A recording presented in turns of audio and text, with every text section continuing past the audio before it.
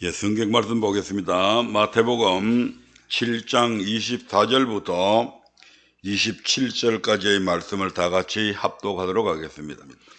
그러므로 누구든지 나의 이 말을 듣고 행하는 자는 그 집을 반석 위에 지은 지혜로운 사람 같으리니 비가 내리고 창수가 나고 바람이 불어 그 집에 부딪히되 무너지지 아니하나니 이는 주초를 반석 위에 놓은 연고요 나의 이 말을 듣고 행치 아니하는 자는 그 집을 모래 위에 지은 어리석은 사람 같으리니 비가 내리고 창수가 나고 바람이 불어 그 집에 부딪힘에 무너져 그 무너짐이 심하니라. 아멘. 오늘 우리에게 주신 본문의 말씀에 보면 누구든지 주님의 말씀을 듣고 그대로 가르침에 행하는 자는 하나님의 계명을 바로 전하는 참 선지자고 반석 위에 집을 짓는 지혜로운 자이지만, 반대로 주님의 이러한 말씀을 듣고도 그대로 가르치지 않고 행치도 않는 자들은 사람의 계명을 가르치는 거짓 선지자이며 모래 위에 집을 짓는 것과 같은 어리석은 짓이다, 어리석은 사람이다, 이렇게 말씀하고 있는 것을 봅니다. 그러므로라고 하는 말은 위의 말씀과 이제 하려고 하는 말씀을 접속시키는 접속사입니다.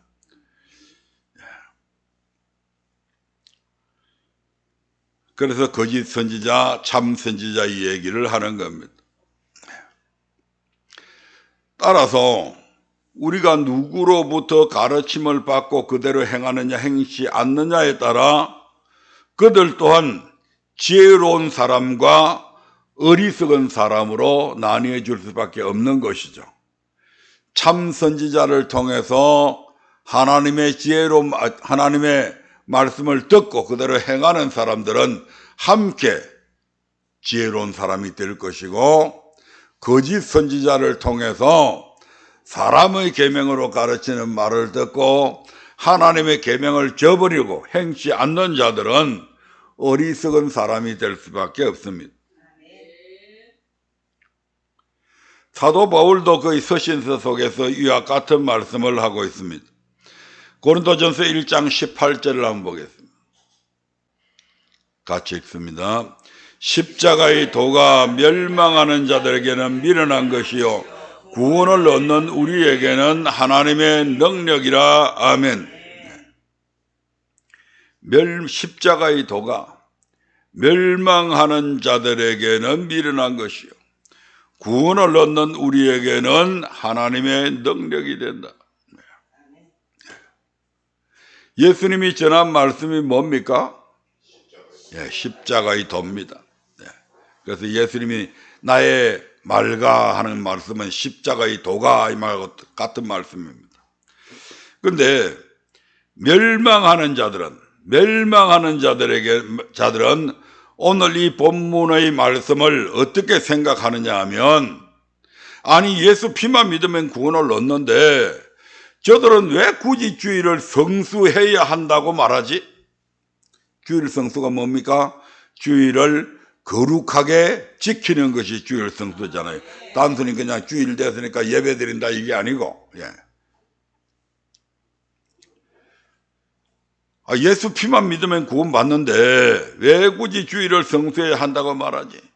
집안에 대소사가 있으면 빠질 수도 있고, 또 직장 생활 하다 보면 직장 동료들과 어울려 술도 한 잔씩 해야 단합도 되고 회사 분위기도 좋아질 텐데 성경에 술 먹지 말란 말도 없지 않느냐? 그리고 지금은 신약 시대라서 굳이 구약의 율법을 지키지 않아도 되잖아 등등 별의별 말들을 쏟아내며 말씀대로 순종하며 사는 사람들을 미련하게 생각한다는 것입니다. 하기야 이런 말들은 신약 시대에 와서 처음으로 대두되는 말씀은 아닙니다. 이미 구약 시대에서부터 있어 왔습니다. 말라기 3장 13절부터 15절의 말씀을 한번 보겠습니다. 천천히 같이 읽어봅니다. 시작. 여호와가 이르노라 너희가 완악한 말로 나를 대적하고도 이러기를 우리가 무슨 말로 주를 대적하였나이까 하는도다. 이는 너희가 말하기를 하나님을 섬기는 것이 헛되니 만군의 여호와 앞에 그 명령을 지키며 슬프게 행하는 것이 무엇이 유익하리요. 지금 우리는 교만한 자가 복되다 하며 악을 행하는 자가 창승하며 하나님을 시험하는 자가 화를 면한다 하노라. 구약시대에도 이와 같은 말들을 하는 자들이 많이 있었다 이 말입니다. 완악한 말로 나를 대적했다. 그러니까 아니 우리가 언제 주를 대적했습니까? 너희가 나를 대적했다고 하는 이유는 바로 이것 때문에 그렇다. 너희가 말하기를 하나님을 섬기는 것이 헛되니 만군의 여호와 앞에 그 명령을 지키며 슬프게 행하는 것이 무엇이 유익하리요. 지금 우리는 교만한 자가 복되다며 악을 행하는 자가 창승하며 하나님을 시험하는 자가 화를 면한다.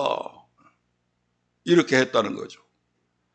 근데 막 떼어놔 놓고 하나님을 섬기는 것이 헛되다 이렇게 말했겠어요? 네. 집사님 꼭 그렇게 안 해도 돼. 아무개 집사 봐봐. 지난주에 부부끼리 모임이 있어가지고 저 바다에 낚시하러 갔대. 얼마나 고기를 많이 잡았는지. 그런데도 아무 사고 없이 잘 먹고 잘만 살더라.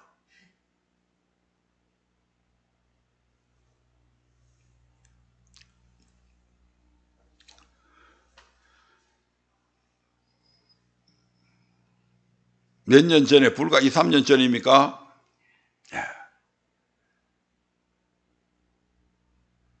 그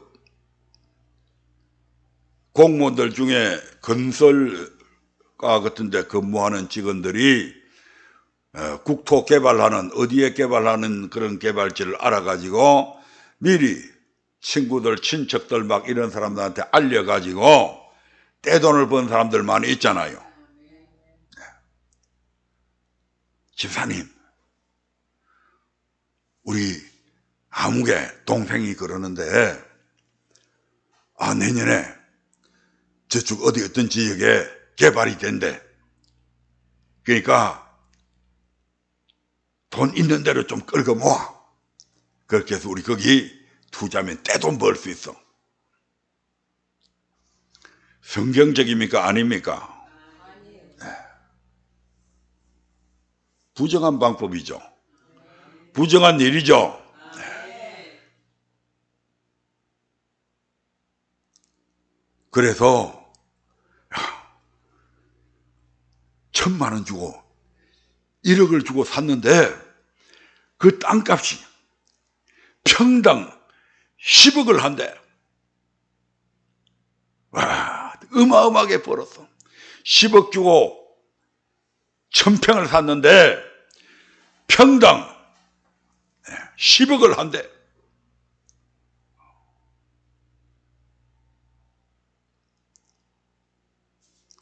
그러니까 목사님처럼 뭐 그런 게 투기하지 마라 그런 거 하지 마라. 그 소용없는 거요. 하니까 돈 벌잖아. 봐. 복 받았잖아.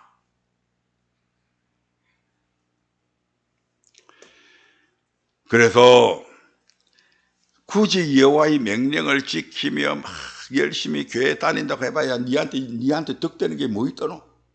응? 악을 행하는 자가 잘 살고 창성하고 하나님을 시험하는 자들이 화를 면한다. 네, 이 말이 그런 말이잖아요. 아멘. 하나님 말씀대로 안 살아도 잘만 살더라 이 말입니다. 하나님 말씀대로 안 살아도 자식들의 모든 하는 일들이 잘 되고 사업은 잘 되고 서울대 입학하고 삼성이나 큰 회사의 대기업에 취직도 하고 그렇게 사모하던 의사에게 시집가고 재벌 회장의 며느리가 되고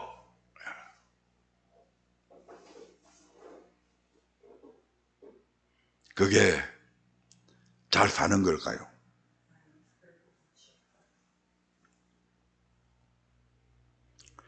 성경은 악인의 형통을 부러워하지 말라고 우리에게 말씀하고 있습니다. 악인이 형통한 것은 하나님께서 이미 구원하시기를 포기하고 멸망시키기로 작정한 결과라고 말씀합니다. 그러니까 악인의 형통함 보지 마라. 부러워하지 마라. 아무것도 아니야. 1,000억을 벌든 2,000억을 벌든 그거 번다고 해갖고 몇십 년을 더 사는 거 아니야.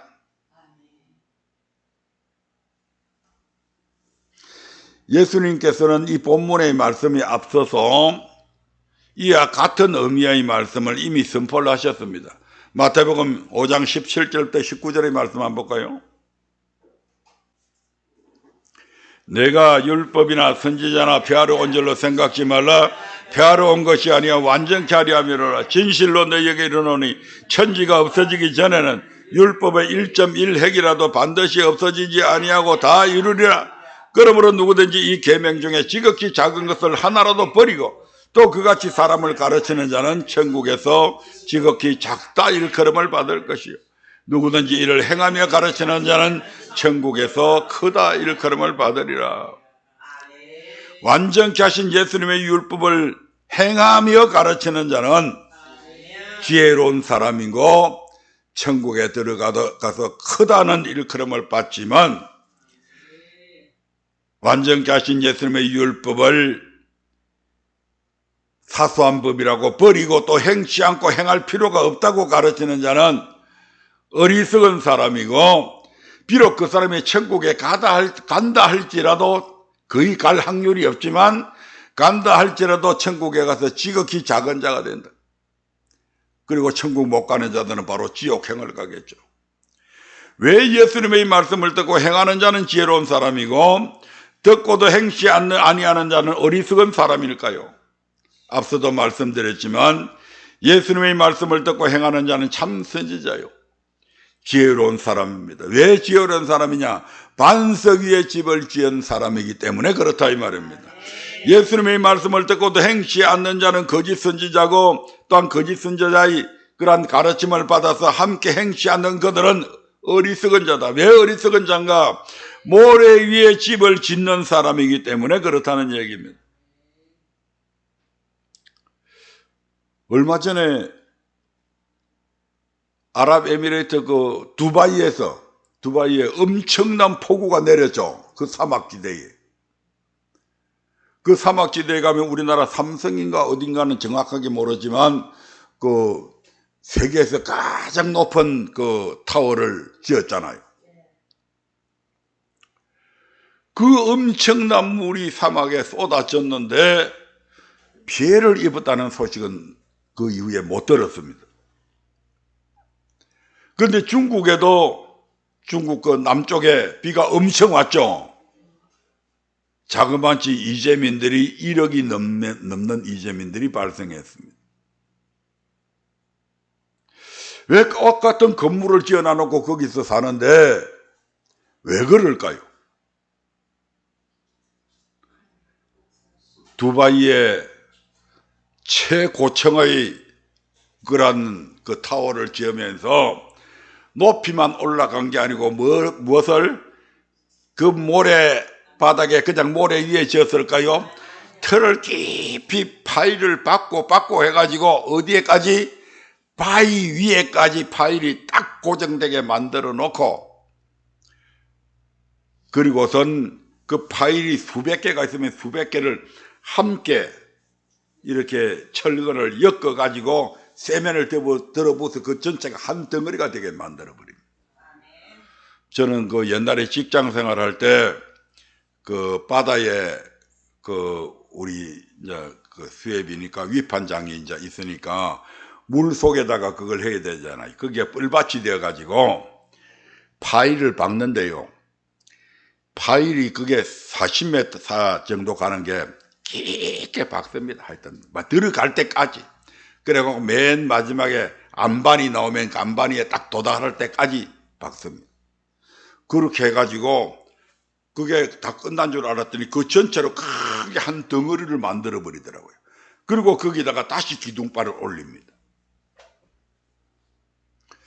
요즘에는 우리나라 에도 건물을 지을 때 앞으로 강도 7 또는 8 정도의 지진에도 견딜 수 있는 건물을 짓지 아니하면 허가를 안 내주는 그런 법들이 많이 생겨졌는데, 그만큼 반석 위에 집을 지으려면 돈이 적게 들어요, 많이 들어요?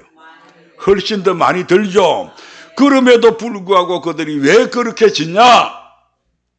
앞으로 일어날 어떤 천재지변, 어떤 비가 오고 창수가 나고 바람이 불어도 무너지지 않는 집을 짓기 위해서 그렇게 합니다. 우리가 미국의 그 서부 쪽에 보면 토네이도가 굉장히 많이 발생하죠. 그런데 그 토네이도가 불면 집도 자동차도 막 다 날아다닙니다. 그런데 그쪽에 또 집을 짓는 사람들이 보면, 영화에도 보면 털을 깊이 안 파요, 미국 사람들은.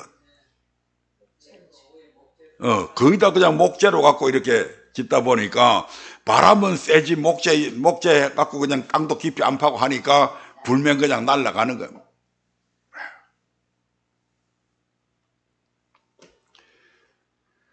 먼 훗날까지 내다본다면, 먼 훗날에 일어날 재난까지 대비해서 집을 짓는 사람들은 지혜로운 사람이에요. 그런데 임시방편으로 그저 대강 이렇게 집을 짓는 사람들은 어리석은 사람이다. 그것이 우리 신앙에 있어서도 마찬가지다 이 말입니다.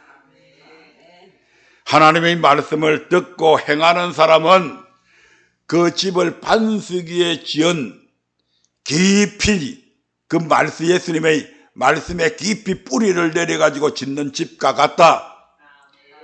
그래서 비가 오고 창수가 나고 바람이 불어도 결코 무너지지 않지만, 모래 위에 집을 짓는 사람처럼 대강 듣고 대강 행치도 아니하고 적당히 세상과 타협하면서 살아가는 그런 신앙의 사람들은 결국 비가 내리거나 창수가 나거나 한란의 바람이 불게 되면 신앙의 자리에서 무너져 버린다.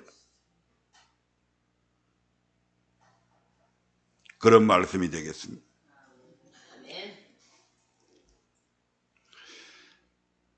그러므로 저와 여러분들은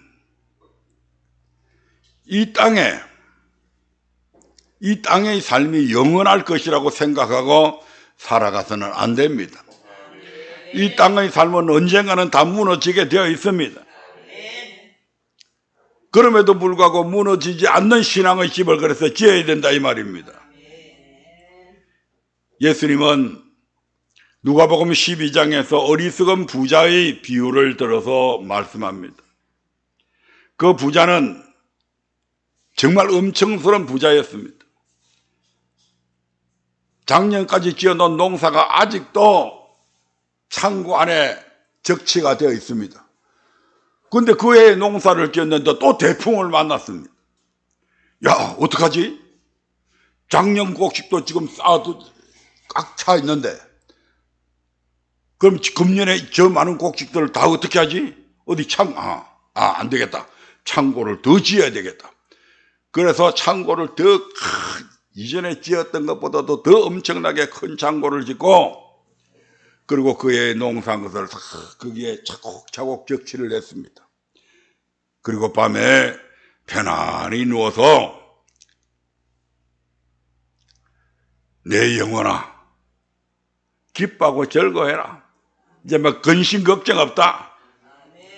썩어질 거 많이 쌓아놓으면 그 영혼이 평안을 누릴 것으로 착각하며 살아간 자입니다.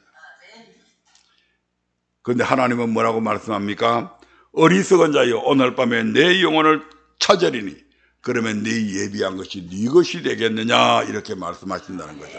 함께 읽어보겠습니다. 누가복음 12장 19절부터 20절입니다. 시작. 또 내가 내 영혼에게 이르되, 이거는 부자가 자기 자신에게 하는 소리입니다. 같이 읽어보면 시작.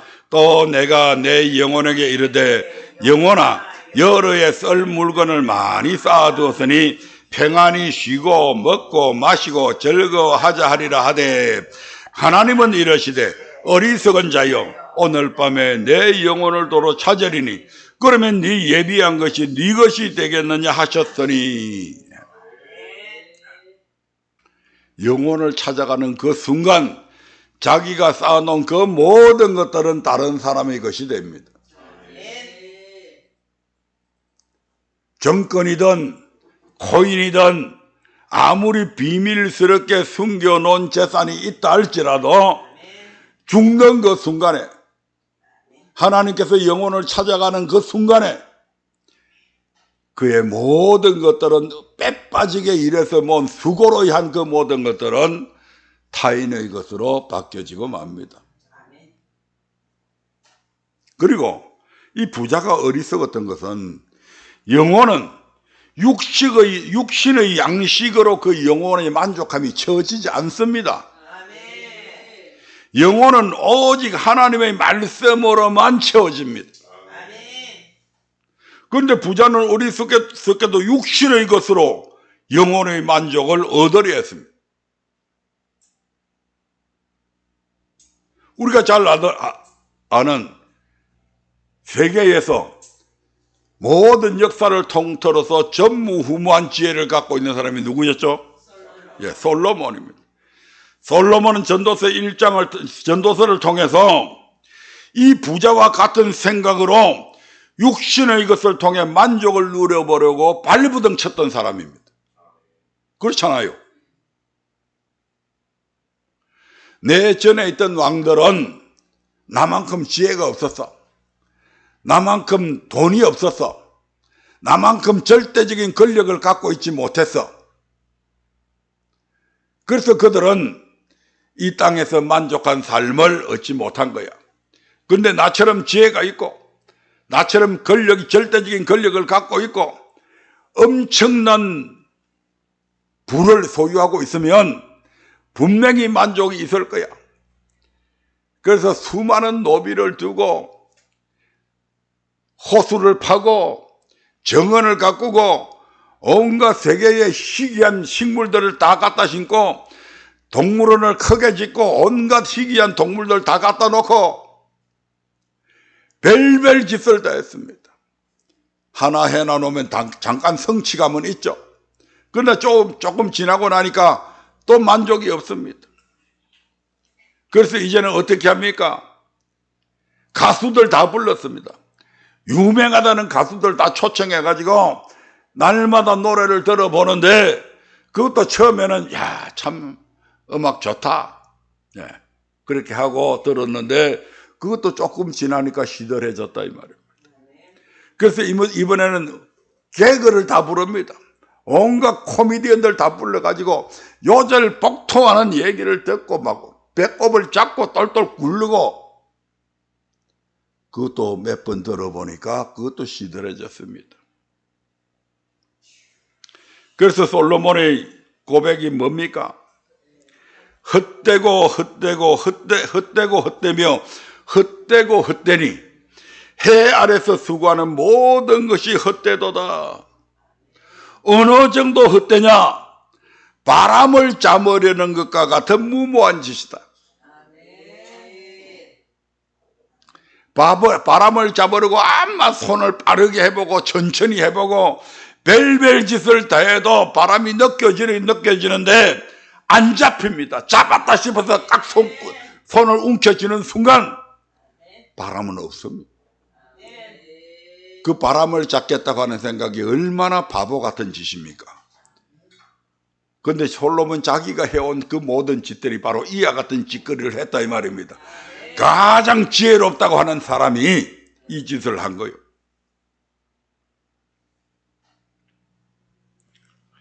그래서 하나님은 우리에게 뭐라고 얘기합니까? 눈앞의 이익만 쫓아가는 그런 삶 살지 마라. 오늘 말씀이 그 말이잖아요. 눈앞에 있는 이익만 쫓아가는 삶을 살지 말고 종말을 생각하며 살아가는 자가 되라. 네 마지막에 있을 그 심판을 생각하며 그것을 준비하며 살아가는 삶을 살아가라 이 말입니다.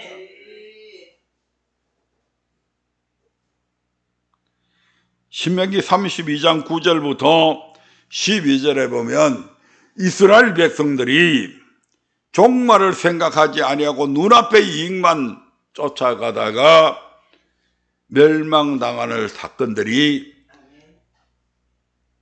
모세가 말씀을 마치는 마지막 순간에 앞으로 일어날 일들을 예언한 사건이 있습니다. 신명기 32장 9절부터 12절의 말씀을 먼저 읽겠습니다. 원래는 32장 전체를 다 시간 나시면 집에 가서 한번 읽어보세요. 시작. 여호와의 분깃은 자기 백성이라 야곱은 그 택하신 기업이로다. 여호와께서 그를 항무지에서 짐승의 부르짖는 광야에서 만나시고 호위하시며 보호하시며 자기 눈동자같이 지키셨도다. 마치 독수리가 그 보금자리를 어지럽게 하며 그 새끼 위에 너풀거리며 그 날개를 펴서 새끼를 받으며 그 날개 위에 그것을 엎는 것 같이 여호와께서 홀로 그들을 인도하셨고 함께한 다른 신이 없었도다.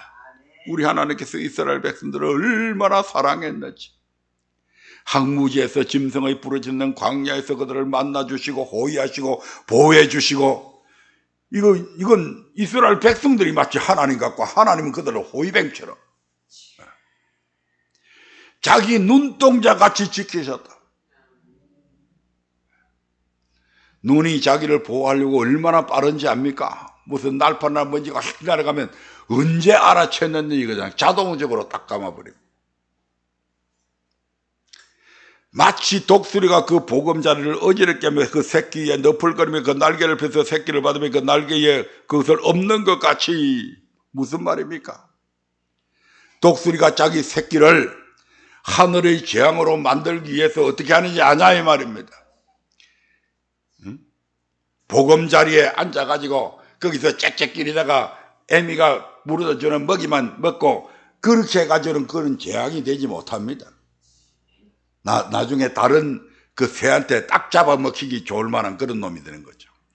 그래서 어떻게 합니까? 그 보금자리에 있는 요놈들을 그 보금자리를 막 흔들어 놓고 어떤 때는 막 뒤집어 놓고 그럼 어떻게 돼요? 독수리가 낮은 곳에 있는 게 아니잖아요. 저 높은 바위 틈에 집 지어놓고 사는데 그놈들이 거기서 떨어지면서 엄마 나 죽어 나 좀 살려줘 하고 발리버둥 치면서 그냥 이 날개짓을 하잖아요. 그러면 독수리가 샥 날라와가지고 그 새끼들을 딱 날개 위에 딱 그대로 얹힌다 이 말이죠. 그리고선 또 창공을 높이 날아갑니다. 또 거기서 떨어뜨려 놓습니다.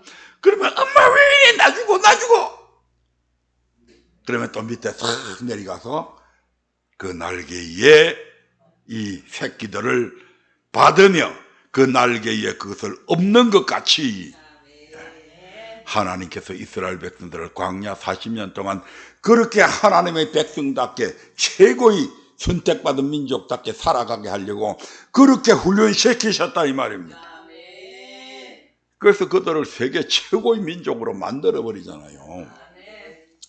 여러분 세계사를 한번 들여다보세요.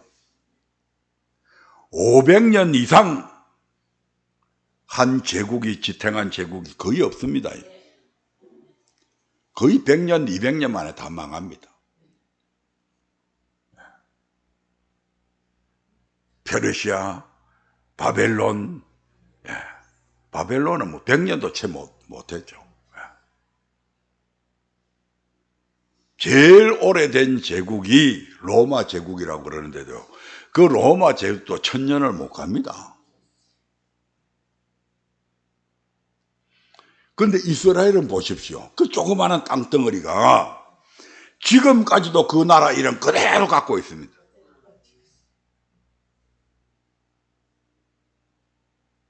우리나라도 몇 번을 바뀌잖아요. 뭐 조금 그 앞에 부족은 빼고라도 신라, 백제, 고구려 다 없어졌잖아요. 그 다음에 고려가 생기고 그 고려가 없어지고 이시왕조가 생겨나고 그 이시왕조도 없어지고 이제 대한민국이라고 하는 국호를 가지고 나라가 세워진 지가 불과 얼마 안 된다 이 말입니다. 그런데 이스라엘이라고 하는 나라는 야곱부터 시작해가지고 수천 년을 한 나라의 이름을 그대로 그 국호를 사용하고 지금까지 오고 있잖아요.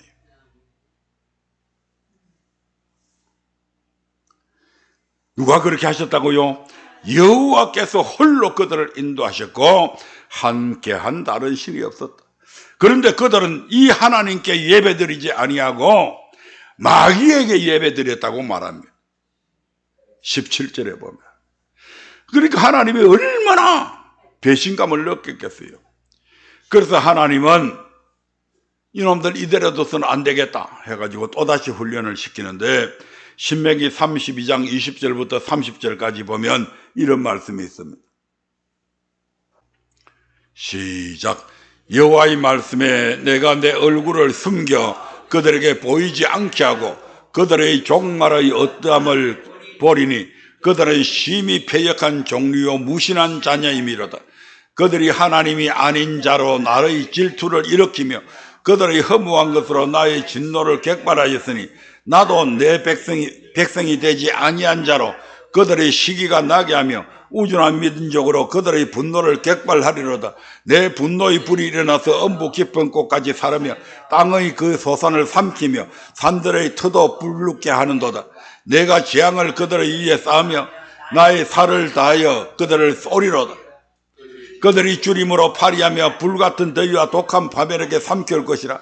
내가 덜 짐승의 이와 티끌에 기는 것의 독을 그들에게 보내리로다. 밖으로는 칼에 방 안에서는 놀라며 멸망하리니 청년 남자와 처녀와 젖먹이는 아이와 백발 노인까지 이르로다. 내가 그들을 흩어서 인간에서 그 기억이 끊어지게 하리라 하였다마는 대적을 객동할까 염려라.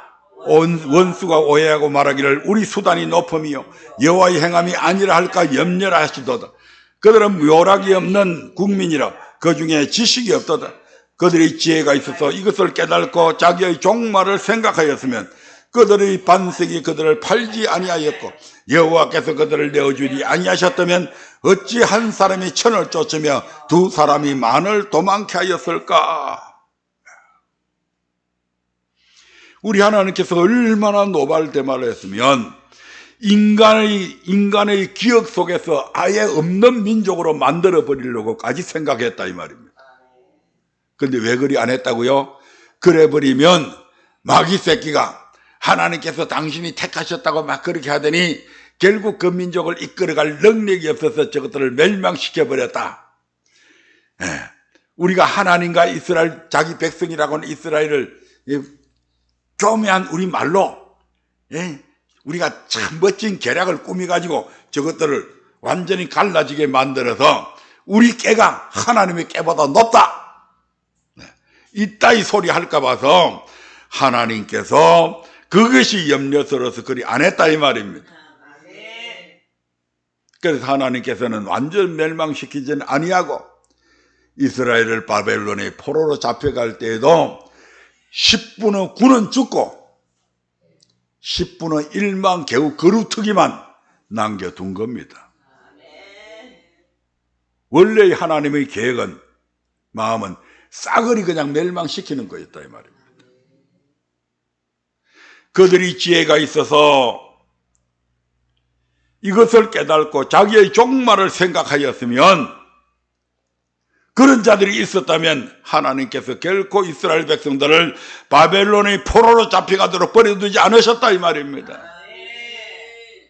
그 아수르가 바벨론이 침공해 왔을 때 그 아수르 한 사람이 이스라엘 백성들 1000명을 쫓았고 두 사람이 와서 10,000명을 도망하게 했다. 얼마나 급에 질렸으면. 그렇게 한 것은 하나님께서 그들을 아수르에 그들을 바벨론에 팔아버렸기 때문에 그런 현상이 일어났다 이 말입니다. 신약 시대에 와서도 우리가 종말을 생각해야 할 이유가 바로 여기에 있습니다. 지금을 가리켜서 많은 사람들이 안 믿는 사람들까지도 말세지 말이라고 이야기합니다. 말세 중에 마지막이다 이 말입니다. 우리 주님께서 오늘 본문의 말씀에 보면 뭐라고 이야기합니까? 우리가 모래 위에가 아닌 반석의 집을 지어야 할 이유가, 그러한 사람이 지혜롭다게 하는 이유가, 앞으로 비가 내리고 창수가 나고 바람이 불 텐데 반석 위에 지은 집은 무너지지 아니하지만 모래 위에 지은 집은 무너지기 때문에 그렇다. 그때를 대비해서 반석 위에 집을 짓는 지혜로운 사람, 즉 내 말을 듣고 행하는 자가 되라 이 말입니다. 그런 자들만이 마지막 이 심판에서 살아남는다. 마지막에 천국 간다 이 말입니다. 비가 어디에서 내려요? 그래서 이거는 하늘의 재앙이다 이 말입니다. 창수는 어디에서 나요? 창수는 막 그냥 보통 비가 오는 게 아니고 비가 막 창대가 져서 온 강물이 범람하고 땅에서도 막 물이 터져서 솟아나고 하는 그것을 가리켜서 창수라고 그럽니다. 그래서 땅에서 나는 거죠. 땅에서 일어나는 물난리. 바람은 환경을 얘기합니다. 이건 이제 계시록과 연결시켜서 나오는 말씀인데, 계시록은 제가 깊이 들어가지 않습니다. 왜냐하면 다음에 여러분들이 시험 목사님을 통해서 계시록을 배울 기회가 있을 것입니다. 그러면 그때 더 자세하게 배우시고, 오늘은 그냥 대강 읽고 설명만 하고 넘어갑니다. 네. 계시록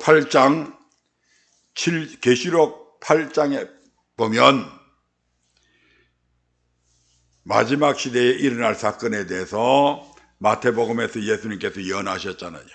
그래서 계시록에 보면 7인의 사건이 있고 7 나팔의 사건이 있고 7 대접의 사건이 있습니다.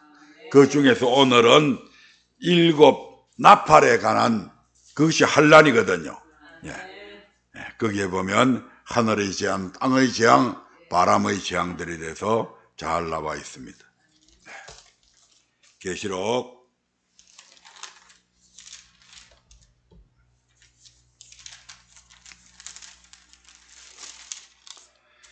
8장 앞에부터 1절부터 읽어야 되는데 시간 없으니까 생략하고 그냥 이런 마지막 때에 이런 환란이 있다. 이 환란에서 우리의 믿음이, 반석 위에 서 있는 사람들은 이 환란을 견딜 수 있지만 그렇지 않은 사람들은 예수님을 모른다고 부인하고 그들의 신앙이 무너져 내린다 이 말입니다. 그래서 거기에서 우리가 이기기 위해서 앞으로 어떤 환란이 일어나는지만 일단 살펴보겠습니다. 7절 먼저 봅니다. 7절 시작. 첫째 천사가 나팔을 부니 피 섞인 우박과 불이 나서 땅에 쏟아지매 땅의 3분의 1이 타서 쌓이고 수목의 3분의 1도 타서 쌓이고 각종 푸른 풀도 타서 쌓이더라. 하늘에서부터 피 섞인 우박이 떨어지고 그 우박들이 떨어진과 동시에 땅에서는 뭐가 난다? 불이 난다. 온 이 산저산에서 나무와 나무끼리 마찰이 일어나도 불이 나죠. 그런데 피 섞인 우박이 막 떨어지면서 그것이 막 나무하고 충돌하면서 거기에서 마찰이 일어나서 불이 난다 이 말입니다. 어느 정도 불이 나느냐? 이 땅의 3분의 1이 불에 타버립니다. 이 지구상에 3분의 1이 타서 없어져 버리고 수목의 3분의 1도 타서 사라져 버리고 각종 푸른 풀도 타서 사라져 버립니다. 그러면 지금보다도 지구 환경이 좋겠어요? 안 좋겠어요? 극도로 산소가 부족해지죠? 대기질이 안 좋아집니다. 지금도 안 좋아지는데. 지금도 황사 현상이 일어나가지고 마스크를 쓰고 나가야 견딜 수 있는 그런 봄날들이 얼마나 많은데, 그때가 되면 지금과 비교할 수 없는 정도의 악한 환경들이 지어집니다. 아마존강 유역에 있는 그 숲풀만 없어져도 지구에 산소가 제대로 공급이 안 된다고 그랬잖아요. 그런데 이 지구에 있는 수목, 풀, 이런 3분의 1이 사라져버리면 그런 환경으로 바뀌어지게 될 것입니다. 자, 8절 읽어봅니다. 8절 시작. 둘째 천사가 나팔을 부니 불붙는 큰 상과 같은 것이 바다에 던지며 바다의 3분의 1이 피가 되고 바다 가운데 생명 가진 피조물들의 3분의 1이 죽고 배들의 3분의 1이 깨어지더라. 불붙는 상과 같은 것이, 지구에는 지구 별 내에 대기권에 가면 수많은 별똥별들이 막 날아다니죠. 그 어떤 별들이 이제 지구에서 빨아당기는 힘에 의해서 지구 안에 큰 그런 바위들이 지구로 진입하게 되면 지구와 충돌해서 지구 안에 들어오면 대기가 있죠. 대기권의 공기에 마찰을 일으켜서 그게 막 불이 붙게 됩니다. 그래서 그게 어디에 떨어진다고요? 바다에 쾅 하고 떨어져 버리면 바다의 지각이 깨어집니다. 지구 주변을 둘러고 있는 지각, 땅 표면들이 깨어져 버리죠. 바다도 마찬가지겠죠. 그게 바다에 깨어져 떨어지면 바다에 지각이 요렇게 돼가 있다가, 이리 보세요. 요렇게 돼가 있다가 쾅 떨어지니까 한쪽이 깨어지겠죠. 그러면 요쪽 물이 요쪽으로 싹 쏟아지죠. 그러면 엄청난 쓰나미가 일어납니다.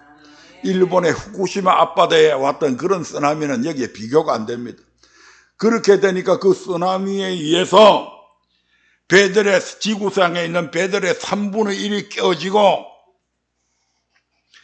바다 가운데 생명 가진 피조물들의 3분의 1이 죽고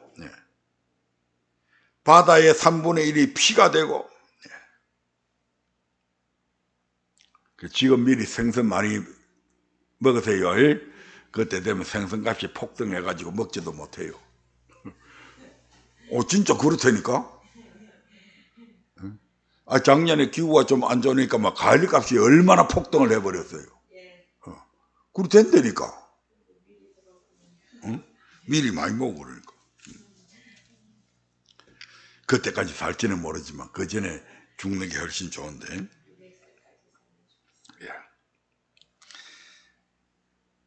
바다 환경이 완전히 파괴되어 버립니다. 자, 10절 봅니다. 시작. 셋째 천사가 나팔을 부니 빛이 타는 큰 별이 하늘에서 떨어져 강들의 3분의 1과 여러 물샘에 떨어지니 이 별 이름은 쑥이라. 물들의 3분의 1이 쑥이 되며 그 물들이 쑥게 됨을 인하여 많은 사람이 죽더라. 이제 셋째 나팔을 보니까 또 다른 별이, 이번엔 별이라고 그랬으니까 조금 더 앞에 떨어진 것보다 더 큰 거일 수 있습니다. 이게 지구 안에 충돌하면서 여러 개의 파편으로 나누어지는 것이죠.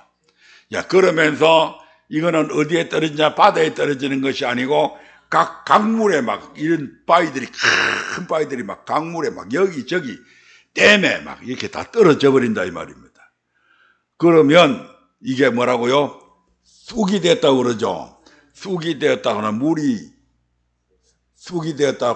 썩었다 이 말입니다.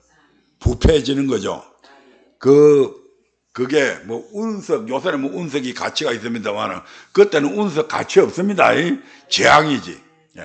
그게 그냥 강물마다 막 셀이 쏟아져 갖고 바다에 있는, 강에 있는 모든 물들이 그냥 오염이 되어 가지고 쑥이 돼서 씹어서 먹지 못할 그런 썩은 물이 되어 가지고 그 물을 마시고 수많은 사람들이 만나고요 죽는다고 얘기하잖아요. 그냥 죽는 게 아니고 썩은 물들 마셔서 오염돼서 죽었다 이 말입니다.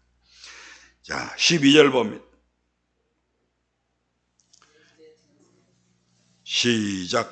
넷째 천사가 나팔을 부니 해 3분의 1과 달 3분의 1과 별들의 3분의 1이 침을 받아 그 3분의 1이 어두워지니 낮 3분의 1은 비침이 없고 밤도 그러하더라. 내가 또 보고 들으니 공중에 날아가는 독수리가 큰 소리로 이르되 땅에 거하는 자들에게 화하가 있으리로다. 이 외에도 세 천사의 불나팔 소리를 인함이도다 하더라. 아멘. 넷째 천사가 나팔을 부니까 네 번째 환란이 일어나게 되는데, 해가 3분의 1, 달 3분의 1, 별들의 3분의 1이 침을 받아서 그 3분의 1이 어두워져 버리고 낮 3분의 1은 비침이 없고 밤도 그러하더라.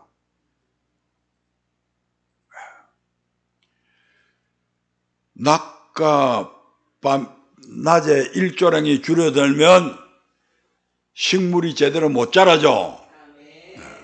완전 흉년이 됩니다. 그래서 계시록에 요 뒤에 또 보면 밀 한 대에 몇만 원을 주고 사는 그런 일들이 일어나잖아요. 기근이 막 들어가지고. 보리 석대에 막 엄청난 돈을 주고 사야 돼요.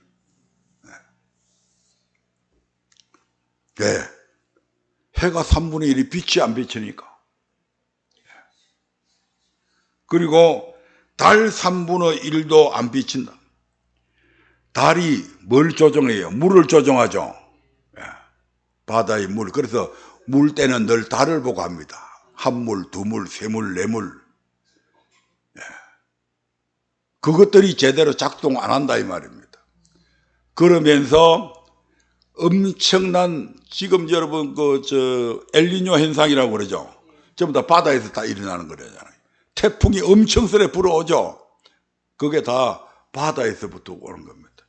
지구 환경이 온 천재지변이 일어나가지고 그냥 일조량 부족으로 기근, 흉년, 곡물가 폭등, 그렇게 되면 정부가 통제하게 되죠.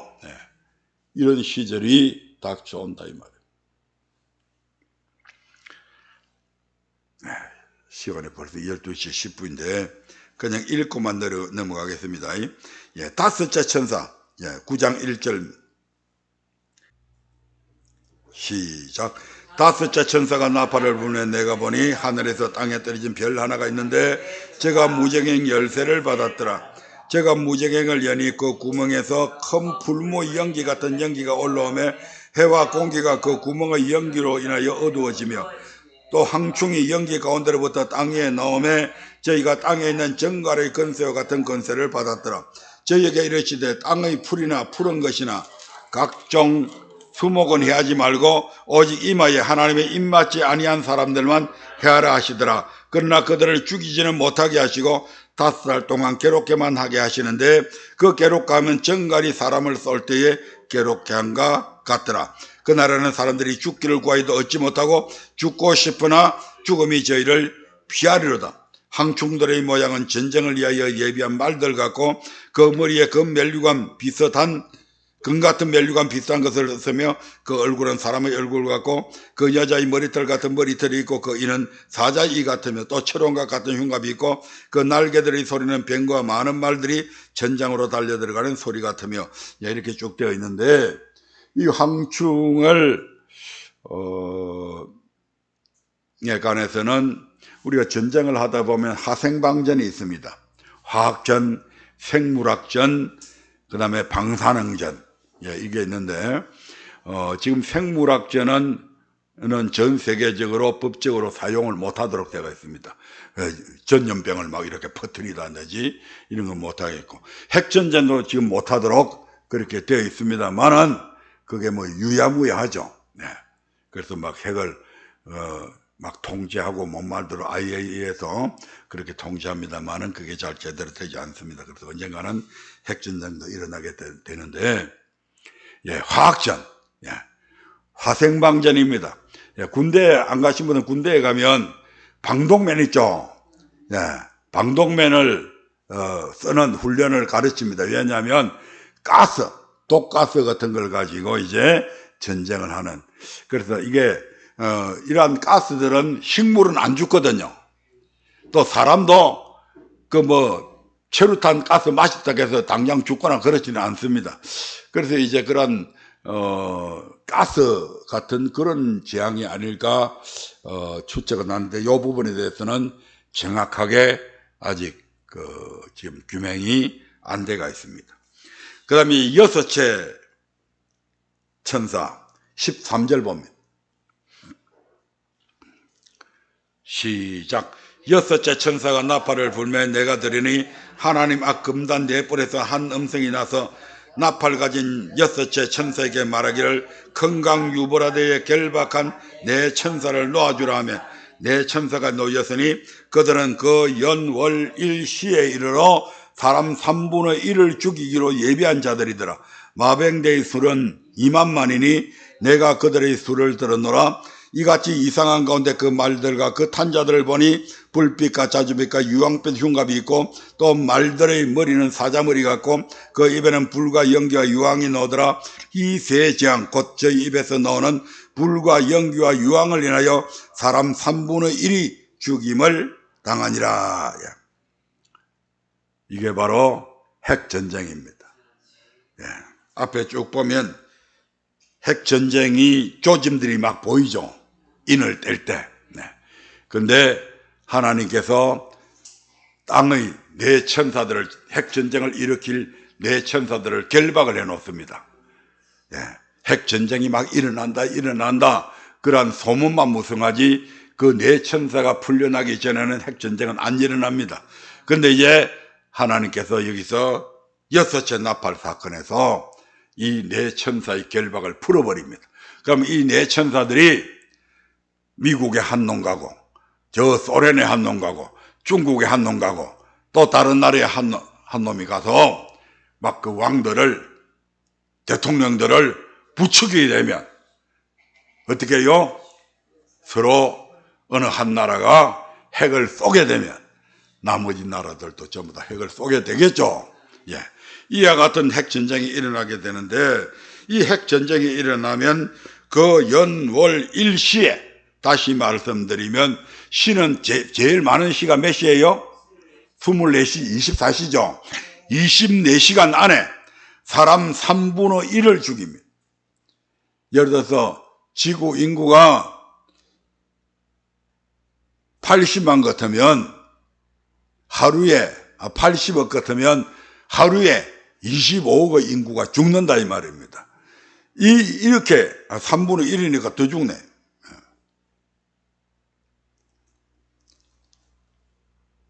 90억 잡고 90억 아직 못 됐는데 90억 잡고 3분의 1 같으면 30억 명이 죽습니다. 언제 동안요? 하루에. 아무리 탱크를 갖고 포를 쏴고 미사일을 쏘고 해도 이런 인원이 안 죽습니다. 핵전쟁은 군인과 민간인들을 안 가리잖아요. 그 30억, 약 25억 이상의 인구가 하루 동안에 소멸하는 것은 핵전쟁밖에 없다 이 말입니다. 그래서 불과 연기와 유황, 이게 핵이 폭발하면서 일어나는 현상들이잖아요. 그리고 마지막 7째 나팔을 불면 적 그리스도가 출현하게 됩니다. 계시록 13장에 나오는데 시간 관계상 그 적 그리스도가 나와가지고 모든 믿는 사람들에게 뭘 받게 해요? 666표를 받게 하죠.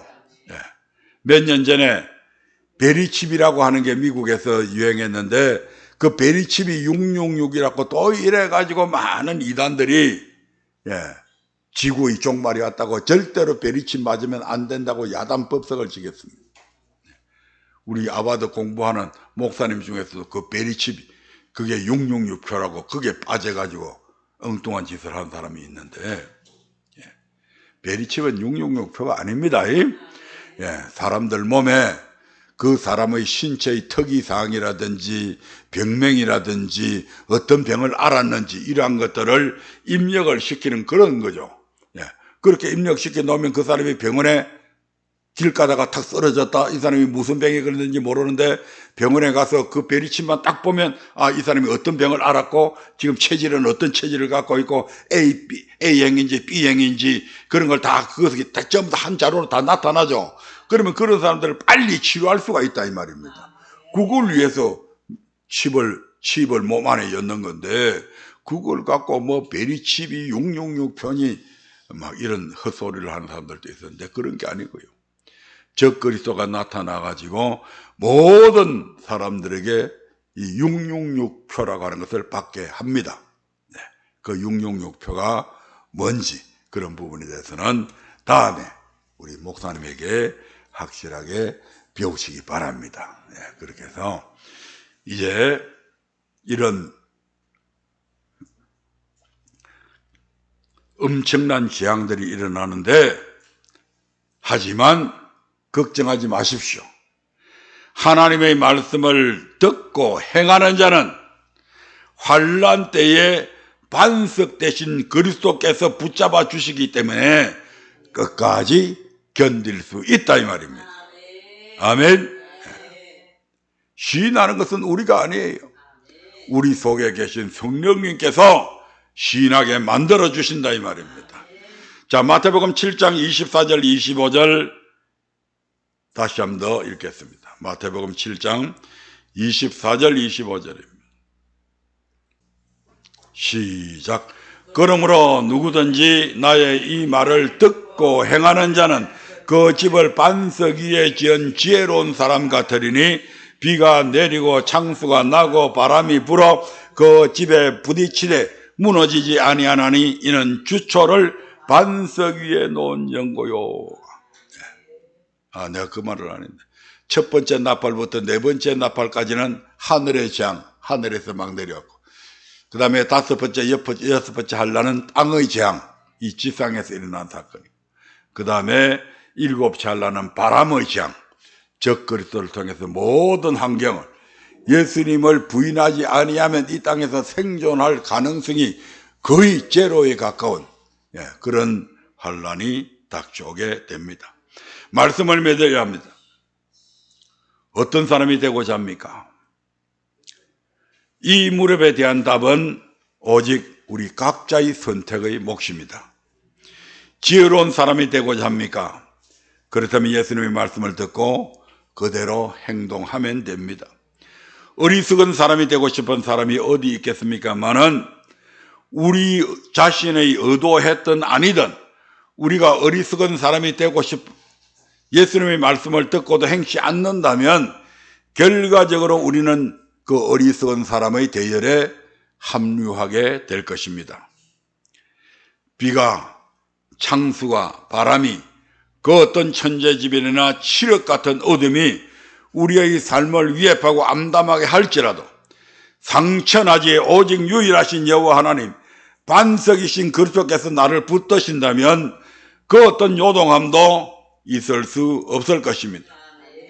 그래서 여러분은 고라의 자손들이 노래했던 것처럼 이런 노래들을 우리의 삶에 늘 이러한 노래들로 우리의 삶에서 늘 부르시는 그런 축복이 있기를 축원드립니다. 시편 46편 1절부터 7절을 읽고 마칩니다. 시작. 하나님은 우리의 피난처시요 힘이시니 환난 중에 만날 큰 도움이시라. 그러므로 땅이 변하든지 산이 흔들려 바다 가운데 빠지든지 바닷물이 흉용하고 뛰놀든지 그것이 넘침으로 산이 요동할지라도 우리는 두려워 아니하리로다. 셀라. 한 시내가 있어 나뉘어 흘러 하나님의 성 곧 지극히 높으신 자의 장막의 성소를 기쁘게 하도다. 하나님이 그 성 중에 거하심에 그 성이 요동치 아니할 것이라. 새벽에 하나님이 도우시리로다.